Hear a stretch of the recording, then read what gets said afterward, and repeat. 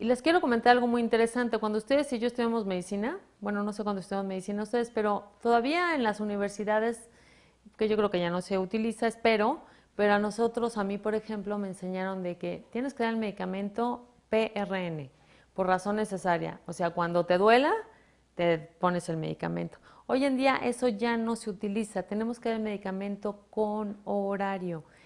En agudo, inclusive si yo ya sé que mi paciente va a tener dolor 24 horas por cualquier motivo, le voy a dar el medicamento con horario. ¿Para qué me espero que mi paciente tenga muchísimo dolor?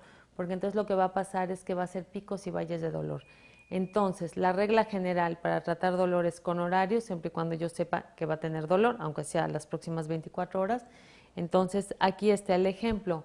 Vean aquí, mi paciente no tiene dolor, y de repente tiene muchísimo dolor, entonces pues hay la inyección, ¿no?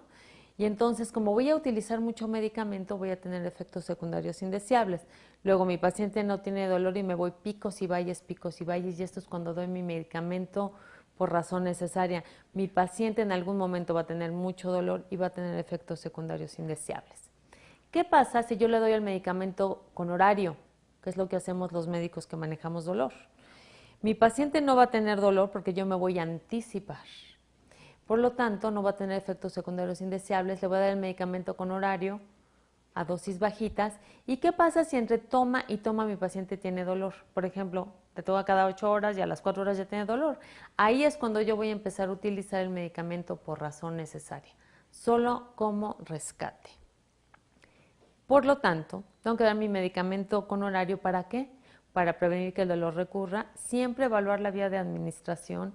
Tenemos muchas vías de administración hoy en día. Tenemos que ir ajustando las dosis de acuerdo a respuestas, sobre todo cuando manejamos opioides. ¿Cómo vas? ¿Vas bien? ¿No vas bien? Entonces te voy manejando, te subo, te bajo la dosis. Muy importante tratar de tener los intervalos similares. Tenemos que saber la vida media, además del efecto techo de nuestros pacientes, para saber utilizarlos y solo el PRN como rescate. Las bases del manejo farmacológico del dolor podemos decir que es muy importante seleccionar el fármaco dependiendo del origen y la vía apropiada. Tenemos que hacer una adecuada titulación de opioides, sobre todo, de fármacos, pero sobre todo de los opioides. Tenemos que dar los medicamentos pautados, prevenir que el dolor persista, muy importante dejando las indicaciones de rescate, sobre todo en pacientes hospitalizados que tienen dolor de moderado a severo, anticipar, prevenir y tratar los efectos secundarios, ya sea de AINES, de los adyuvantes, que me quiero detener aquí un poquito, que solo los vamos a utilizar en dolor agudo, en herpes zóster, como yo les decía, pero estos medicamentos también pueden traer somnolencia, náusea, entonces hay que anticiparnos y usar estos fármacos adyuvantes para que tengamos mejor alivio del dolor y siempre estar viendo en la escala del dolor en dónde va nuestro paciente para poder subir o bajar este escalón. ¿Y ustedes creen que en México se consume morfina u opioides? Según las necesidades de nuestros pacientes, que como ya vimos, los opioides no nada más son para pacientes que tienen cáncer, los opioides son también para pacientes que tienen dolor agudo, severo, como quemaduras, infartos, cirugías de columna, por ejemplo, se pueden utilizar.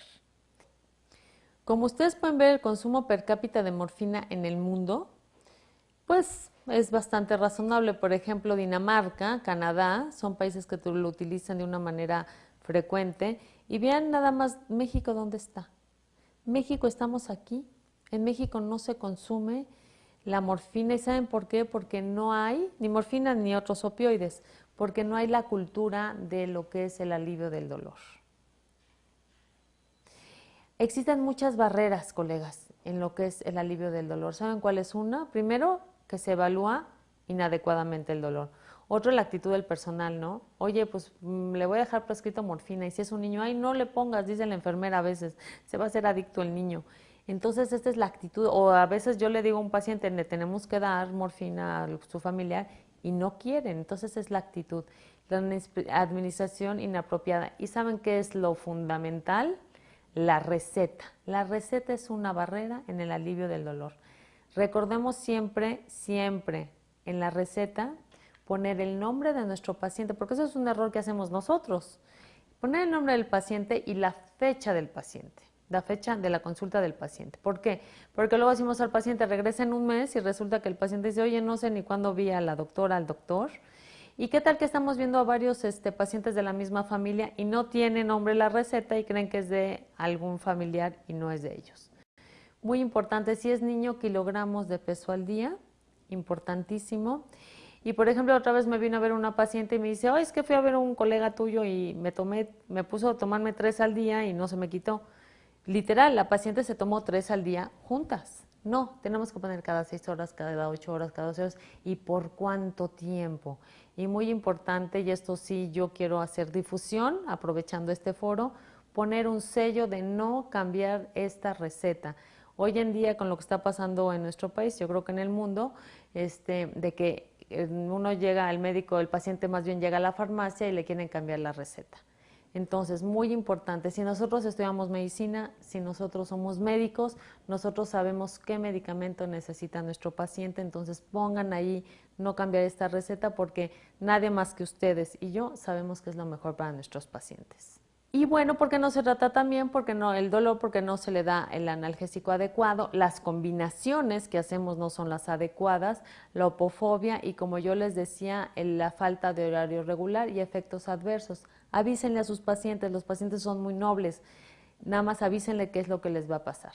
La comunicación, si ustedes no se comunican con su paciente, todo lo que hicieron no va a servir de nada. Retomemos la vieja escuela, la relación médico-paciente es fundamental y la comunicación, no nada más con el médico, con su paciente, con otros médicos, con los familiares, ¿para qué? ¿Para qué? Para el beneficio de nuestros pacientes finalmente, es muy importante.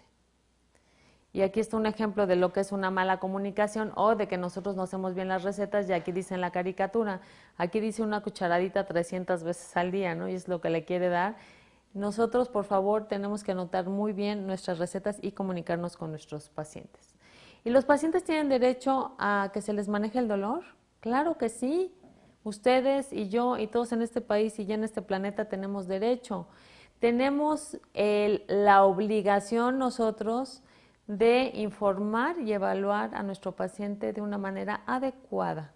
Se debe respetar y apoyar el derecho del paciente al tratamiento del dolor siempre y el paciente tiene que participar en todo lo que es el tratamiento de su dolor.